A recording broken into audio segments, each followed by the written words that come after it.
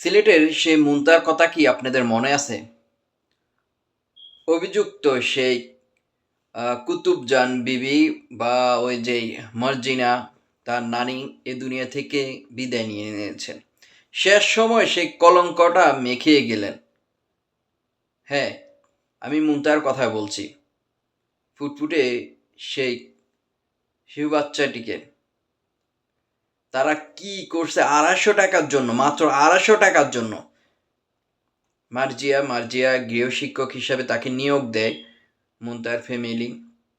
২৫০ টাকা দেওয়ার কথা বলা হয়, কিন্তু মার্জিয়ার আচার আচরণ দেখে তাকে বাদ দিয়ে দেয়, পড়াতে হবে না বলে। কিন্তু এই ক্ষোভটা থাকে শুধু মার্জিয়া নয়, তার পাড়া প্রতিবেশী আরও কয়েকজনও এই মুনতাহার সাথে এই কাজটা করতে পারলো। হ্যাঁ, বিস্তারিত বলছি। তো ৪ জনকে ইতিমধ্যে রিমান্ডে নেওয়া হয়েছে। একজন তো এই দুনিয়া থেকে বিদায় নিয়ে নিয়েছে, মার্জিয়ার নানি। মার্জিয়ার নানির বাপের বাড়িতে থাকতো, পুলিশে নিয়ে গিয়েছিলেন, কিন্তু পরবর্তী দিয়ে দিয়েছেন। তার বয়স বিবেচনা করে তাকে ইউপি সদস্যের জিম্মায় দিয়ে দেয়, কিন্তু ইতিমধ্যে তো গ্রামবাসীরা ক্ষুব্ধ হয়ে ঘরবাড়ি সব শেষ করে দিয়েছে মার্জিয়ার।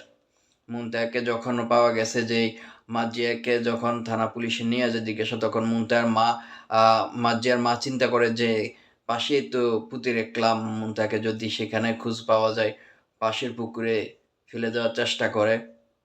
তখন গ্রামবাসীরা আটক করে। তারপর সব রহস্য বেরোয় আসে যে মাত্র ২৫০ টাকার জন্য এই মুনতাহা যখন আপেল খাচ্ছিল বাইরে, তখন তাকে কি যেন একটা লোভ দেখিয়ে বাসায় নিয়ে যায়। নিয়ে যাওয়ার পর মার্জিয়ার মা দেখতে পায়। মার্জিয়ার মাকে বলে যে দেখো কিভাবে ৫ লাখ টাকা, কারণ এইসব করে তো টাকা ইনকাম করা যায়। তখন পাড়া প্রতিবেশী আরও একজনকে